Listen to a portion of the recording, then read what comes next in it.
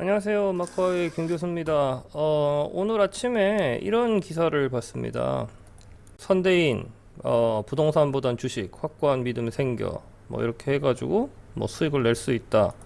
부동산 투자에 대해서는 여전히 부정적. 이런 식의 기사가 났더라고요.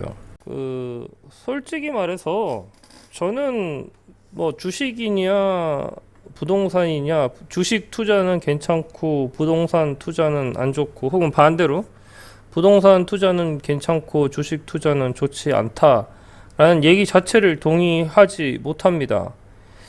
예, 그 이유는 합법적인 범위 내에서 돈을 벌 수 있는 방법은 다 평등하다고 생각을 해요. 예. 그 수익률이 높으면 높은 만큼 리스크가 있는 거고, 그 리스크에 대한 책임만 질 수 있다 그러면 그게 주식이 됐든 아니면은 부동산이 됐든 예, 문제가 안 되죠. 그죠? 예. 그리고 이 글을 쓴 그러니까 인터뷰 받은 사람이라 그래야 되나요? 예. 그분의 얘기를 딱히 뭐 부정하고 싶은 생각은 없어요. 예. 제가 아주 잘 아는 분도, 예, 부동산보다는 주식으로 재산을 증식하셨고, 아주 가까운 분입니다. 그리고 또 다른 분께서는 부동산으로, 뭐, 몇백억 이렇게 자산을 가지고 계시진 않지만, 그래도 뭐, 하고, 그 다음에 노후 대비하실 정도의, 예, 그거 자체가 나쁜 건 아니에요. 근데 이게 기사가 왜 문제가 되냐면 두 가지 때문에 문제가 됩니다. 하나는 지금 이 정치적인 시국 때문입니다. 지금 정부가 지금 드라이브 하고 있는 게 뭐죠? 예. 부동산은 절대 그걸 하는 거는 불로소득이고, 펀드를 하고, 주식 펀드를 하고, 주식을 해서 돈을 버는 거는 괜찮고.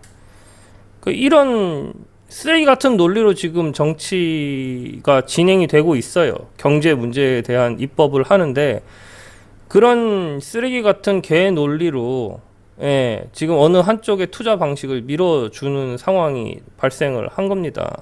예. 근데 지금 이런 기사가 나온 거예요. 예. 이거는 뭐죠?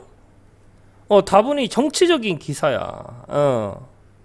주식을 하는 거는 국가도 장려하고, 그게 좋은 거다.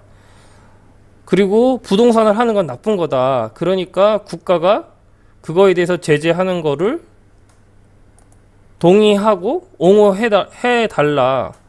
지금 이런 주장을 하고 있는 글이거든요. 그냥 글 자체만 보면, 예, 어떤 사람은 주식으로 투자를 해서 성공을 했으면 그게 자신의 투자 방식이라고 믿을 수 있는 거고, 부동산으로 투자를 했으면 부동산을 가지고, 예, 그렇게 한 게 자신의 믿음일 수가 있는 겁니다. 왜 그걸 가지고 한쪽은 옳고 한쪽은 그르다고 얘기를 합니까? 부동산이 아예 불법이었으면 도박처럼 그럼 얘기가 달라요. 예, 그러면은 불법을 자행한 거기 때문에 이건 확실하게 차이가 있습니다. 부동산이기 때문에 나쁜 게 아니라 불법이기 때문에 나쁜 거예요. 근데 부동산이 불법입니까? 불법 아니에요. 예, 주식은 불법입니까? 불법 아니에요. 그죠? 그리고 몇십 년 동안 그게 불법이 아닌 걸로 유지가 돼 왔던 겁니다. 비슷한 게 바로 도박이에요. 도박은 뭐죠? 불법이죠. 도박을 이용을 해서 합법적인 재산 증식이 가능합니까? 불가능하죠. 왜 그래요? 도박이 나빠서, 물론 도박을 어떻게 정의하느냐에 따라 차이는 있겠지만 그냥 도박이란 게임 자체는 나쁜 게 아닙니다. 참고로 저는 도박 도시에서 살고 있기도 하고, 여기서는 도박도 합법이에요. 그러면은 도박을 하는 거는, 마카오에서 도박을 하는 건 문제가 안 되죠. 그죠? 불법성이 있느냐 없느냐에 관한 문제지 그 자산 증식 자체에 대한 문제가 아니라는 거지. 근데 이 기사는 이렇게 쓴 거예요. 그리고 이게 이 기사가 가진 두 번째 문제는 뭐냐면, 특히 이제 우리나라 사람들은 뭘 하죠? 편가르기를 해요. 편가르기를 한다는 게, 이렇게 해가지고 기사가 나면 사람들이 이제 관심을 가지기 시작해. 그리고 주식이 일도 없으면서 주식을 하는 거는 좋고 주식을 해야 되고 국가가 그거를 지원해야 되고 부동산 가진 사람은 전부 다 나쁜 놈이고 전부 다 부정 축적한 거고 이런 식의 부류 하나.